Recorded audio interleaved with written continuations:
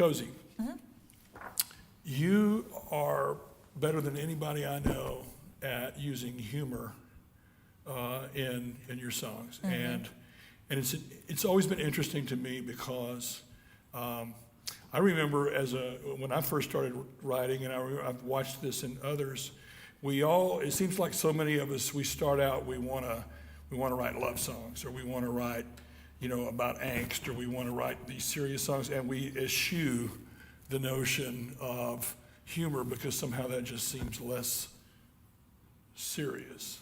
There you go. There you go. But what I know, and your songs have taught me that as much as anybody, is that one, it isn't easy, and two, it can be so effective as a means of communication. Talk a little bit about how you do that. Well, I first want to say also, my family valued humor. They valued Tom Lehrer. Tom Lehrer was a big hit in our family, and he came to our house. My family, it was in New Hampshire, where if you are in the politics, they come to your house. And they had a fundraiser, and Tom Lehrer came and played our piano. And he played, and I was 6 years old, and I sat there, and people laughed, and I could feel the energy in the room. So I was like, I'm going to be able to do this.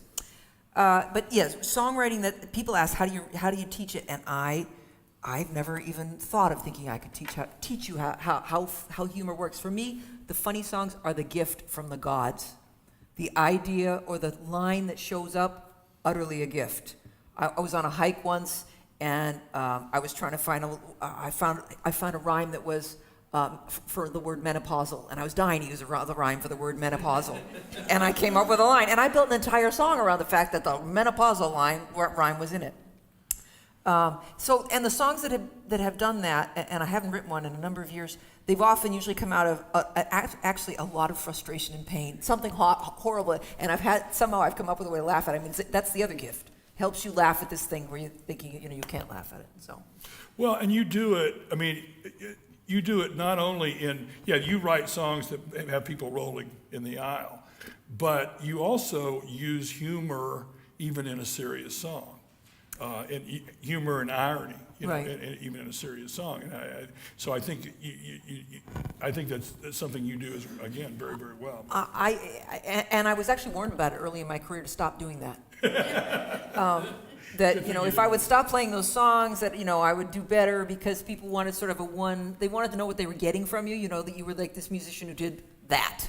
And I was never that musician, because I would be bored myself sitting through that show, so I would go here and here and here. And this woman sat me down, she said, "You do so much better if you would just..."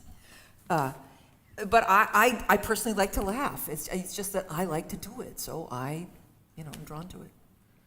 Well, play us a funny song. And that, by the way, with right that, there. No pressure. Now, you can go anywhere from Waldo to Welcome to Boston. I love it when people they introduce me. I say, please. They say, what would you like to do? I say anything except that I'm funny. Don't do that. Just you say that you don't, because that's like when people want to write a song. They say I have this humorous line and I'm going to write a song. Tell me a joke. Yeah. And I say, right there, you're dead. If you think you have a humorous line, right there, the word humorous means you don't actually know if something's funny. Humorous isn't a funny word. Funny is a funny word. Let's see. Well, it has to be a good situation that sets it up. This was my house sitter left her nose ring on the back of the toilet when she moved out one year. And right there, it was at the time that I was thinking of getting something pierced, because I was in my late 20s, I think, or maybe my late 30s. I was going to come on one of those birthdays where you're thinking, do I pierce myself this time? And I really was, considering about this. And this house sitter, she was just beautiful. And so if she put an earring anywhere in her body, it looked fabulous. And if she tattooed something on her body, it looked fabulous. And I was a musician sitting in a car all the time. I didn't have her navel. It wasn't going to happen no matter what I did. So I decided that, I would write this song and see if anybody else, and that's the other thing about humor. I wrote a song about a yeast infection because I got a $100 speeding ticket on the way to the gynecologist. So I write this song, and for about 20 years I never had another yeast infection. It's almost like they say they heal you. They heal you. So I still have never been pierced, but here's... Some people look sexy and fierce when they are multiply pierced. I must be getting too old. All I can think is how would